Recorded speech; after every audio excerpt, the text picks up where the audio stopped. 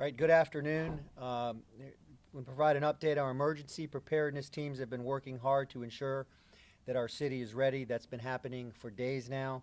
We're continuing to monitor Hurricane Dorian. Forecast trends today are edging Dorian's track east, near or offshore of our coastline.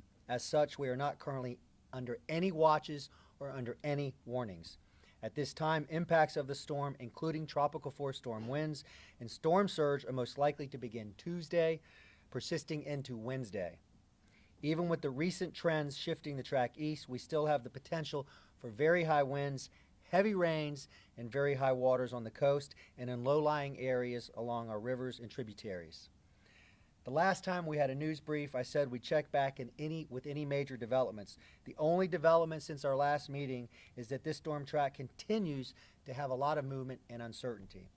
Currently, the projections of Dorian's movement seem slightly in our favor. While there's a little bit of optimism here, we cannot be complacent. Stay vigilant, aware, continue to prepare, and know your evacuation zone. You can find that at jaxready.com or on the Jax Ready app.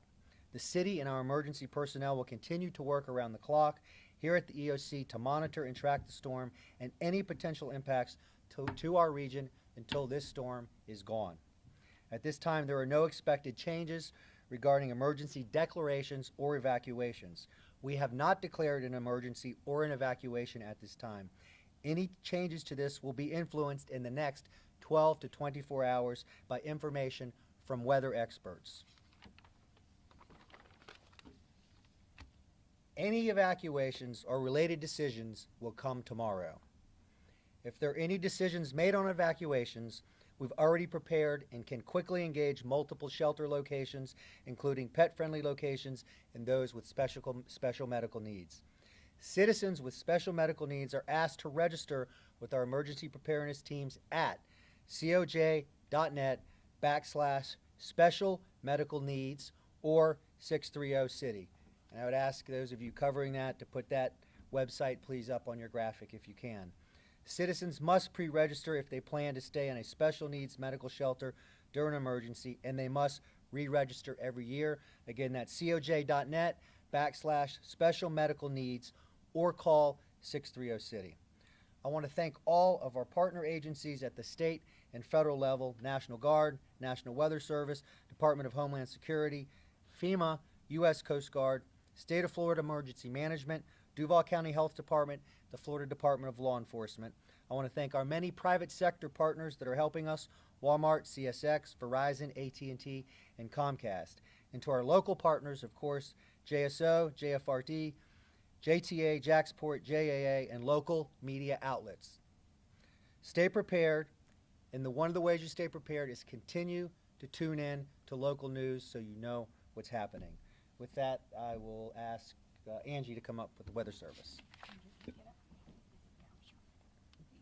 Hey, good afternoon. My name is Angie Agnetti. I'm with the National Weather Service here deployed at the EOC to help out with Dorian operations. As of this afternoon, around 4 o'clock, Hurricane Dorian was still a Category 4 storm, had maximum winds of 150 miles an hour, and was on a slow westward track nearing the Bahamas. And our timeline here locally for potential impacts for Dorian has been consistent, and it maintains that it looks like to be the Tuesday to Wednesday time frame.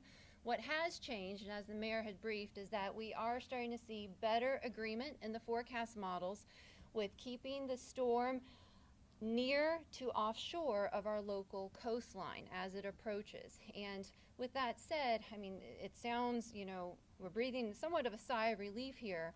However, there are still some models that show a track hugging the coast or even drifting a little inland. So we still want to remain vigilant with our preparations because it just takes a little wobble to the west with this storm to cause a major change in the impacts that we are forecasting at this time.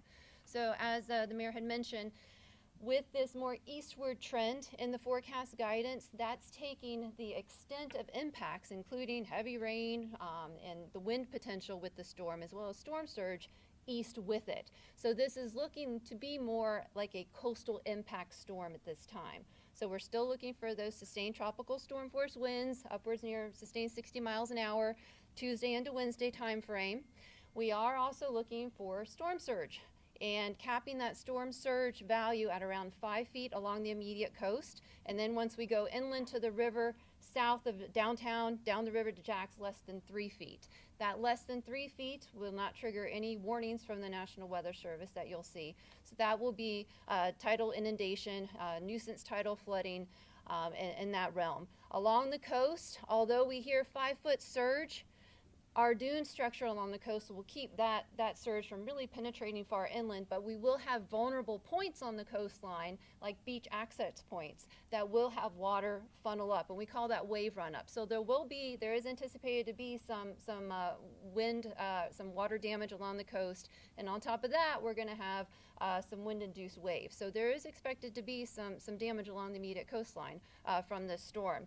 Still looks like that rainfall threat exists, but shifts significantly eastward as well, maintaining that threat for heavy rainfall, potentially flooding along the coast there, immediate coastline, like from the intercoastal to the beachfront. So although we're hearing this trend is continuing with this eastward shift, we still don't want to let our guard down totally, especially for coastal interests at this time. Sheriff. Great, thank you, Mayor. So in addition to our preparations locally, we've been monitoring traffic flow up from South Florida. There have not been massive evacuations ordered in South Florida, so we have not seen really increased traffic coming from the south, and we will continue to monitor that over the next couple of days. And as been mentioned many times, obviously, although the forecasts appear to be trending in a favorable direction, it's important that you stay tuned to all the forecasts and all the briefings. And we'll do the same. Obviously, a change in the forecast that's going to negatively impact South Florida will negatively impact that traffic, and we'll get that information out as quick as we can. But currently, no traffic issues related to the storm, and we're going to continue to monitor that. Any questions? Yes. Has there been any decision about if schools will remain open or be closed on Tuesday? Currently, schools are open for Tuesday. Again, it depends on decisions made tomorrow, but as of today, all schools and activities are closed until Monday. Okay. And this question for you, Mr. Mayor. We know that we've had big storms like this before, but what were some of the biggest takeaways from Irma, and as it relates to preparing that you may have used this time around? Well, I think the city's prepared, and we're always honing our preparation. This Emergency Operations Center, have full-time employees. It operates year-round, and we go through events that would emulate what a crisis might look like. But the takeaway for me is for people to continue to stay engaged and remain to be aware. This thing slowed down. We've been talking about this for days. We need people to know their evacuation zones. The last two storms, we heard people scrambling, even though we've been talking about it for days. How do I find my evac zone? So you should have all your supplies, but right at this moment, if you're watching or listening, go find your zone so you're not surprised and scrambling in the event we have to move people. To the mayors of the beaches communities, hearing that people are going to the beach taking sand, can you remind people about the reason that this is illegal? Well, it is illegal. There are places to get sand and dirt that are not on the beach. We're actively enforcing that in Atlantic Beach, and we really discourage it. The red flags are up, the rip currents, the surf is high. We still want to strongly discourage anybody from going in the water. And I just want to say over the next few days, we're going to be focusing on what that report is for the coastal impacts, and we're going to be focusing on the low-lying areas that have had water issues in the past. I don't know if you want to add to that? Yeah, I think that more important, all of the lifeguards right now are discouraging people from going into the water. Anyone that's going out at waist high, they're bringing them back in. And the riptides are certainly very rough right now. We have 2 to 4 foot waves, expecting more. And just so no surfers get excited, the waves are really sloppy, so we certainly want to keep people out of the water right now. And Mayor Brown, yesterday you mentioned that the lifeguard stands would be going out. And is there any plan on bringing them back at some point? No. We're keeping them out during the weekend. We're expecting more people to come out. We've had shifts of people. As bands have come in, they left, but we've had a lot of people at the beach today. Sheriff, have there been any reports of price gouging as of yet? We have not seen anything locally as of yet, and obviously we're partnering with the Attorney General's office and the Governor's office on reporting that. There are, and we'll get some information out to you. There's an app that you can report that stuff on, and obviously something we keep an eye on. But no, we've not seen or heard any verifiable reports of any price gouging yet. Thank you. Sheriff, have you requested any additional resources, whether that be swift water assets or anything like that? So what we do here, as the mayor mentioned, we work together closely with JFRD year round, and so we are part of that coordination process. When the fire chief talks about the swift water rescue teams and that type of operation, we're part of that as well. So anything that's requested really outside the city or outside the county comes from not just from me, but from the Emergency Operations Center. So we're part of that decision-making process and all that. But I have not asked for any specific resources to come in and help us at this point, and we're prepared for what we have. Most of those requests would be after impacts more than anything else, and so we'll continue to monitor that and make those requests as needed. Superintendent, is the school district taking any sort of precautions to make the schools more hurricane resistant at this time?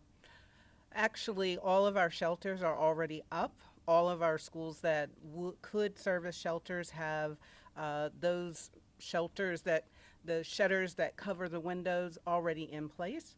I encourage parents to make sure that they've downloaded our app so that they can continue to get updates throughout the weekend. And again, tomorrow will be a better opportunity for us to make decisions about school openings or closings next week.